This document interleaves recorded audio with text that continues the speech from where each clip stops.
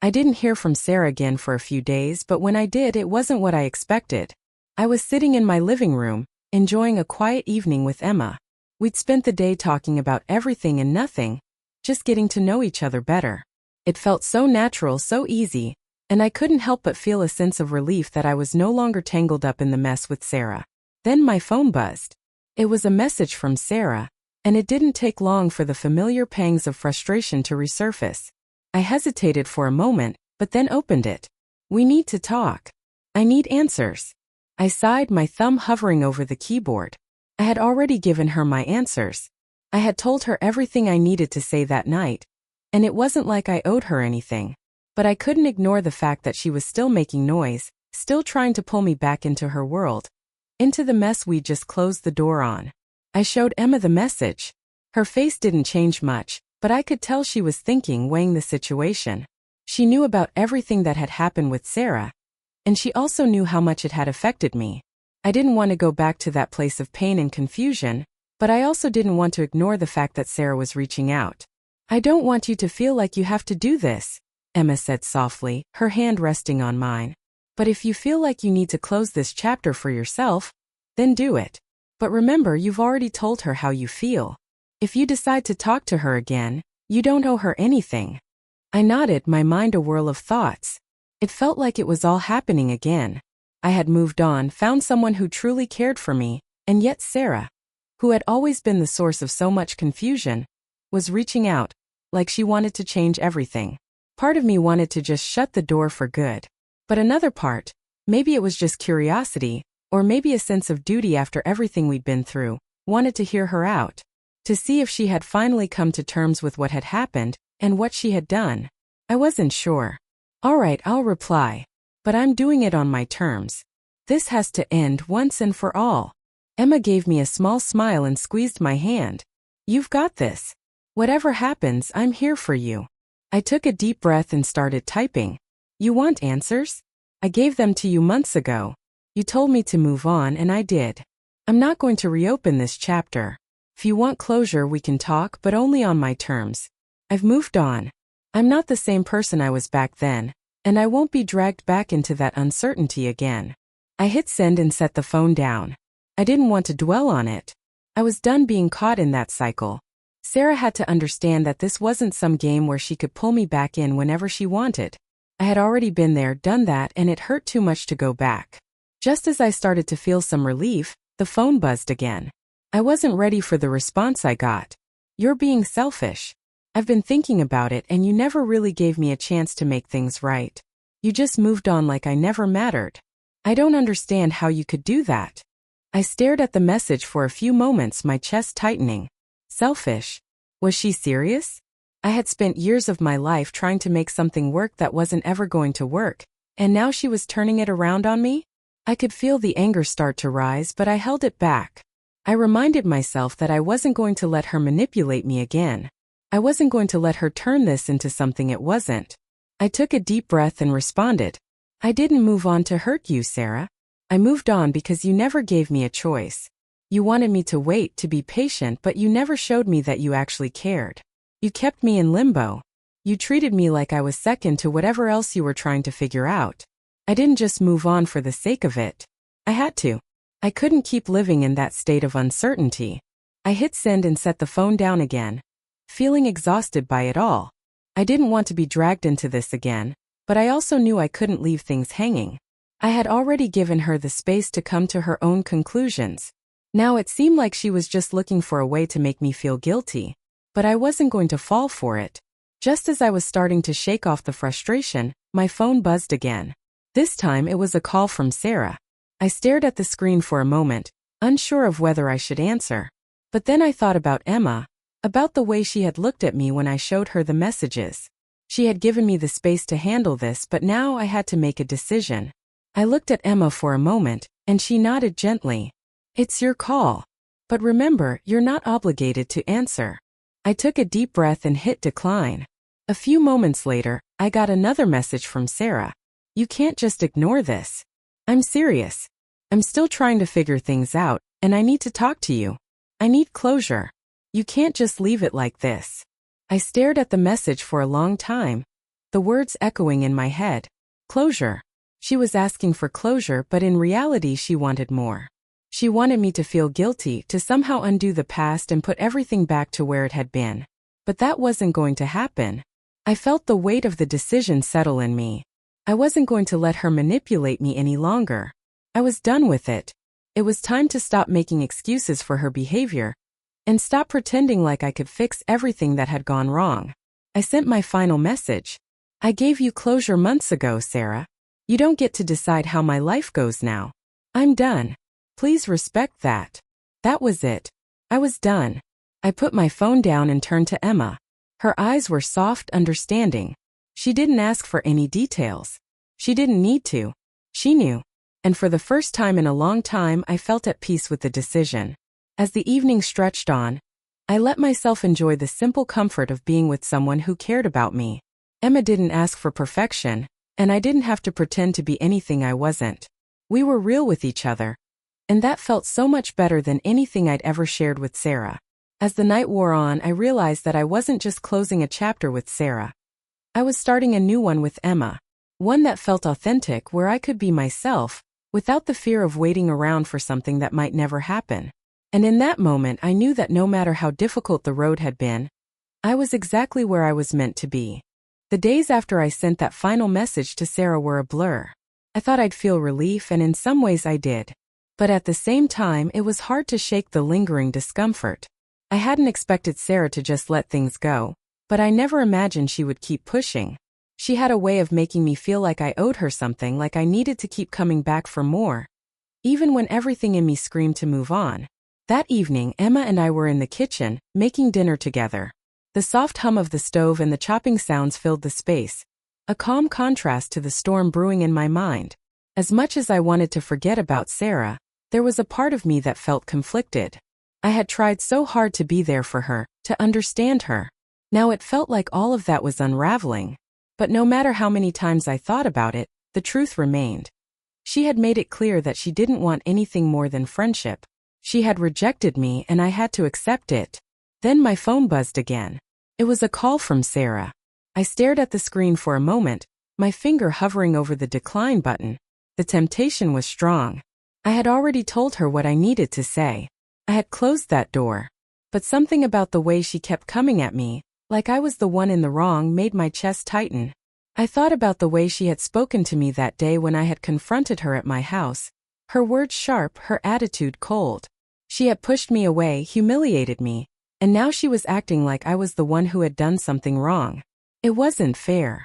Are you going to answer that? Emma's voice broke through my thoughts. She was standing by the counter, her expression unreadable. She knew what this was about.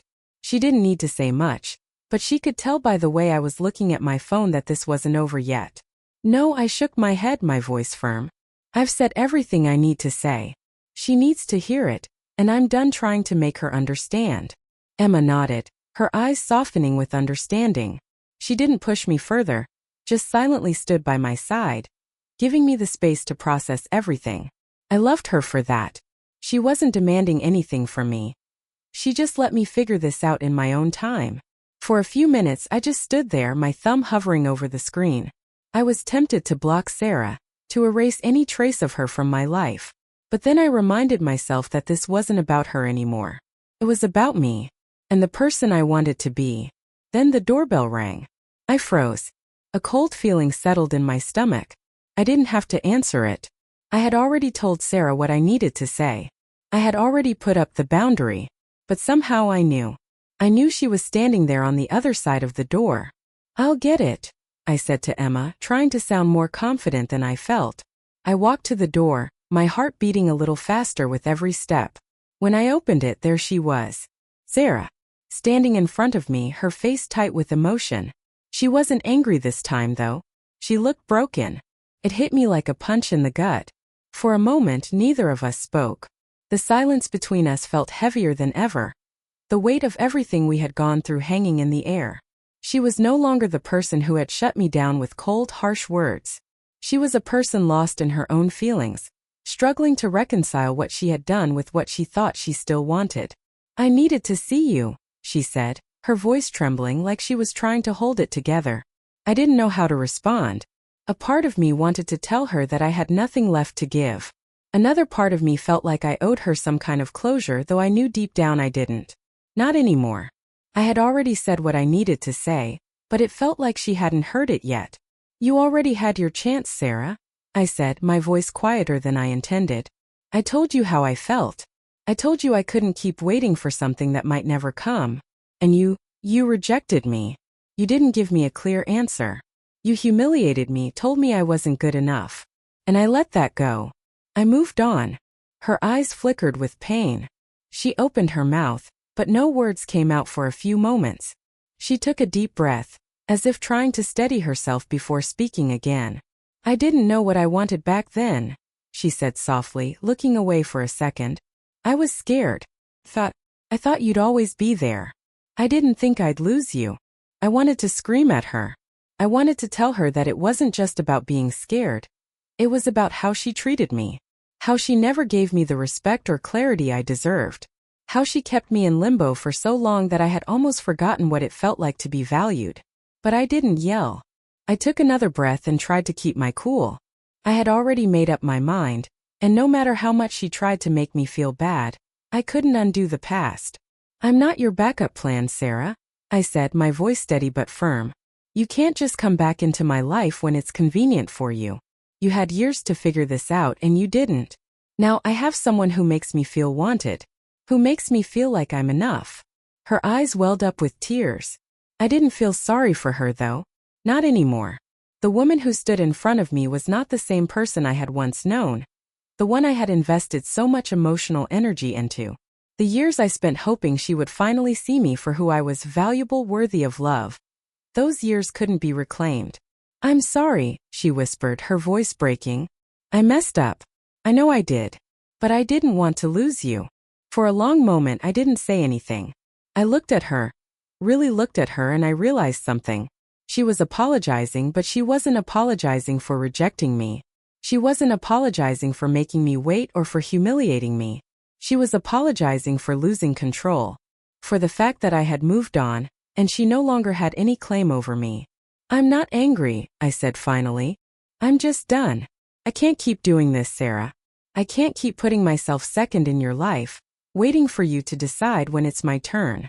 She nodded, her lips trembling, but she didn't try to argue. There was nothing left to say. I took a step back from the door, not out of anger, but because I knew this conversation had reached its end. I think you should go now. She hesitated, as if wanting to say something else, but in the end she just turned and left, her steps slow, dragging like the weight of everything she had lost. I stood there for a few moments, the door still open, the cold air biting at my skin. I didn't feel relieved yet, but I knew I would. One day it would hit me, that sense of closure. The finality of it. For now though, I knew I had done what I needed to do. When I went back inside, Emma was waiting for me. She didn't ask for details. She didn't need to. You okay? She asked, her voice soft. I nodded slowly. Yeah, I think I finally am. My name is Alex, and I've had the same best friend, Sarah, since we were teenagers. We met in high school and instantly clicked. For 6 years we were inseparable. Always texting, hanging out, sharing everything. But what started out as a tight-knit friendship slowly turned into something more complicated on my end. Over the last 3 years I told her over and over that I had feelings for her. At first it was casual, just me hinting, maybe making little jokes about it, trying to see if she'd bite. But after a while it became clear. I wasn't just joking. I was serious. And she was never serious about me. She would always brush me off, laugh, and tell me I was being dramatic, but it was clear to me that she didn't want the same thing. She'd say things like, "You're too much for me to handle," or "You're just my best friend, Alex." Nothing more. But she'd never outright reject me. She'd keep me hanging on, like she was still deciding whether she wanted to be with me, or if I was just someone to lean on when she needed attention. For a long time I held on. I kept telling myself that maybe someday she'd come around, that she just needed time. But deep down I knew I was living in a state of limbo. And it was killing me. It wasn't fair to either of us, but especially to me. I couldn't keep pretending to be okay with being her backup plan when I knew I wanted more. I couldn't keep waiting for her to decide if I was good enough to be her boyfriend. So after a while I started pulling away. But even then, things were complicated. Every time I tried to distance myself, she'd pull me back in. I'd stop texting so much and then she'd text me first. I'd go a few days without seeing her, and she'd show up at my door with that familiar smile, and suddenly I felt like maybe I was crazy for thinking I should move on. The final straw came one night at a party. I wasn't expecting much. It was just a group of friends hanging out, having some drinks. But when I looked around, I saw Sarah leaving with another guy, laughing and walking out the door with him. I felt this sharp pain in my chest. It was the feeling of betrayal, like everything I'd been telling myself. Every little hint, every push, every moment I thought maybe, just maybe she felt the same was just a lie. That night I couldn't sleep. The thought of her with someone else kept replaying in my mind. The next morning I called her. I didn't want to keep dancing around the issue anymore. I needed an answer once and for all. We met up later that day. I told her that I couldn't keep doing this, being stuck in this gray area between friendship and something more. I told her flat out that if she wasn't interested in me that way, she needed to tell me. I couldn't keep being strung along, waiting for her to decide. I needed to move on. Her response was exactly what I feared. I don't know, Alex. I'm still thinking about it. Please don't rush me. I don't want to be pushed into anything. That was the moment I broke. I couldn't do it anymore. I told her I needed an answer now. I told her that if she wasn't going to give me an answer, I was done. Her face hardened at my words, like she was annoyed at me for wanting clarity. Then she said something that I will never forget. She looked me straight in the eye and said, "You're just too much for me. I could never want you the way you want me. You're out of my league. Being your friend is already more than enough. Stop bothering me with this." Those words cut deeper than anything she'd ever said to me. It felt like she had completely turned on me, like all the times I had opened up, all the moments I thought she might feel the same were a joke to her. She just pushed me away, as if I had been nothing but an annoying pest in her life. I stood there frozen. What could I say? I had poured my heart out to her so many times, and every time she pushed me aside. But this was the final blow. I was crushed, but at the same time, I felt a wave of relief wash over me. I couldn't keep doing this. It was over. For real this time. For the next few weeks, I didn't reach out to her. I didn't want to hear anything more from her. I couldn't be her backup plan any longer. And, to be honest, I was sick of waiting around for something that would never happen. Then, something unexpected happened. I wasn't looking for a relationship. I wasn't even thinking about dating. But I met someone, Emma. She wasn't anything like Sarah. She wasn't complicated or indecisive. She was just herself. We started talking slowly at first, and then more and more as we realized we had so much in common. She made me feel seen, understood, and most importantly, she didn't keep me hanging. She was clear about her feelings from the start. Over time, I started to feel something real for Emma. She wasn't perfect, but she was exactly what I needed at that moment. Someone who cared about me without the games, without the confusion. And for the first time in a long time, I felt like I was finally moving on from Sarah. I started to feel something like peace. But I didn't expect what would happen next. 3 months after that final conversation with Sarah, I was at another party, this time with Emma. We were getting closer, and I was beginning to feel like this could be something special. But then out of nowhere I saw Sarah. She didn't look happy to see me. In fact, her face seemed to twist in a way that made me uneasy. I didn't think much of it at first. Maybe she was just upset about everything. But when I got home, I opened my phone to find dozens of messages from her. She was furious. She accused me of betraying her, of moving on so easily, of faking my feelings for her all along. She said that if I really cared about her, I would have waited. She said that seeing me with someone else was like I had cheated on her. And then she demanded we talk in person. I couldn't believe it. I had given her so many chances to be honest with me, to decide what she wanted. She had rejected me and humiliated me before. And now, because I had moved on, she was acting like I had wronged her. I told her I wasn't going to meet in person. I was done. I wasn't going to keep doing this. But she didn't listen. She said she was on her way to my place. I knew the conversation was coming, and I didn't want to face it. But as I stood there waiting, I felt a combination of frustration, anger, and exhaustion building up. This wasn't fair. It wasn't fair to me, and it wasn't fair to Emma. So I waited. The knock on the door was louder than I expected, and my heart was pounding in my chest. I took a deep breath before opening it. There she stood, Sarah. Her eyes were red, her face a mixture of anger and hurt. Before I could say anything, she blurted out, "Why did you do this to me? You said you liked me, and now you're with someone else? How could you move on so easily?" I let her in. I didn't want the neighbors to hear this fight. I shut the door behind us, and without missing a beat, I turned to face her. "How did I do this to you?" I repeated, my voice full of disbelief. "I spent years trying to be with you, asking you for clarity, for honesty. And every time you brushed me off, every time you told me you were still thinking about it, you kept me hanging. And then when I needed an answer, you told me I wasn't good enough. And now, after everything, you're mad at me for moving on." She didn't say anything for a moment. Her face softened, but then she just looked down. I was thinking. I didn't want to rush into anything. These feelings, they're complicated. Complicated. I interrupted, my voice rising. "What feelings? You never gave me anything to wait for. You just kept me in limbo. You made me think I had a chance, and then you turned me away when I needed clarity. And now, because I'm moving on, you're acting like I betrayed you. How does that make any sense?" Sarah stood there, her hands fidgeting with the hem of her jacket, her eyes avoiding mine. The silence between us felt heavy, suffocating. She wasn't used to me speaking to her like this. No more tiptoeing around her feelings, no more waiting for her to make up her mind. I could see the frustration in her eyes, but beneath it, there was something else. Guilt, maybe? Regret? She didn't say anything for a few moments, like she was trying to find the right words, or maybe trying to figure out what was happening. Finally, she looked up, her voice quiet. I didn't want to hurt you, Alex. But you pushed me and I wasn't ready. I wasn't ready for any of this." I laughed bitterly, shaking my head. "Not ready? Sarah, I've been waiting for you for years. Years. You kept saying you weren't ready, but you never gave me a reason to wait. You never gave me anything solid to hold on to. You kept me hanging, telling me you needed time, that you were still thinking about it. But when I finally couldn't take it anymore and asked you straight up, you pushed me away. And now you're telling me you weren't ready." Her eyes welled up with tears, and she wiped them away quickly, as if embarrassed. But I wasn't going to back down. I couldn't. I took a step closer to her, feeling the anger bubbling up in my chest. "You told me I wasn't good enough for you.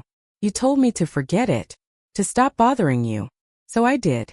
I moved on, and now you want me to feel guilty for that? You want me to feel like I owe you something? Well, I don't." Her breath hitched in her throat, and for a moment, I thought she might collapse from the weight of it all. But she stood her ground, or at least tried to. "I didn't mean it, Alex. I didn't mean any of it. I was just confused. I didn't know what I wanted. I didn't know how to handle all of it. I didn't want to hurt you, but I didn't want to lose you either. You were always there for me. And I thought maybe if I kept you close, I could figure it out." I stared at her, trying to make sense of what she was saying, but the more she talked, the less it made sense. All I could hear was more of the same excuses, the same indecision that had kept me stuck in this cycle for so long. I shook my head again, feeling a deep sadness settle in my chest. "I've heard this all before," I said, my voice softer now. "I've been your safety net, Sarah. You knew I'd always be there, waiting for you to figure things out. But you never did. You kept me in limbo. You made me feel like I wasn't enough, like I was just a backup plan, a second choice. And I can't do that anymore.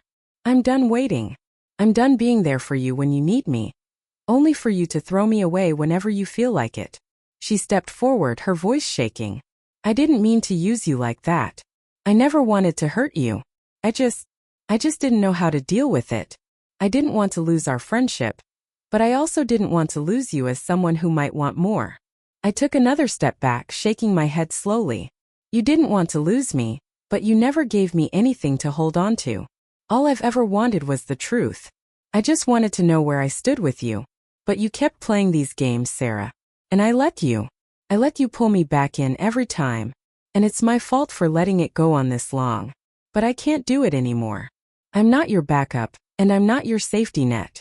I'm not going to be your second choice, not anymore."